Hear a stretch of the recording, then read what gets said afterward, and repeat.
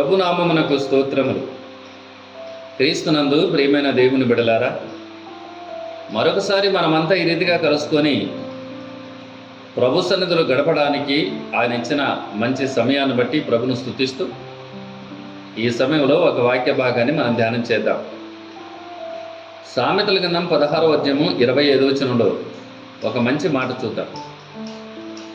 ఒకని మార్గము వాని దృష్టికి యథార్థముగా కనబడదు, అయినను తుదకు అది మరణమునకు చేరును. బైబిల్ కింద చెబుతున్న మాట ఎంత సత్యం. తాను నడిచేటువంటి మార్గము యథార్థంగా ఉంది అని అనుకుంటున్నాడు, కానీ తుదకది మరణానికి దారి తీస్తుంది అని బైబిల్ గ్రంథం చెబుతుంది. సోదరులారా, ఒకసారి నువ్వు నడిచే మార్గాన్ని పరిశీలన చేసుకో. నేను నిజంగా మంచి మార్గంలోనే నడుస్తున్నానా, యథార్థంగానే నడుస్తున్నానా అని నువ్వు పరిశీలన చేసుకుంటే నీ యథార్థత నీకు తెలిసిపోతుంది.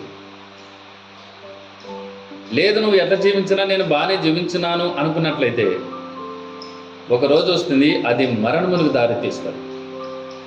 అతి మరణానికి దారి తీయకూడదు అని అంటే నేను నువ్వు సరి చేసుకున్నట్లయితే, దేవుని ఎదుట నిన్ను నువ్వుగా యోగ్యునిగా మార్చుకోగలిగితే అదే నీకు ఆశీర్వాదం.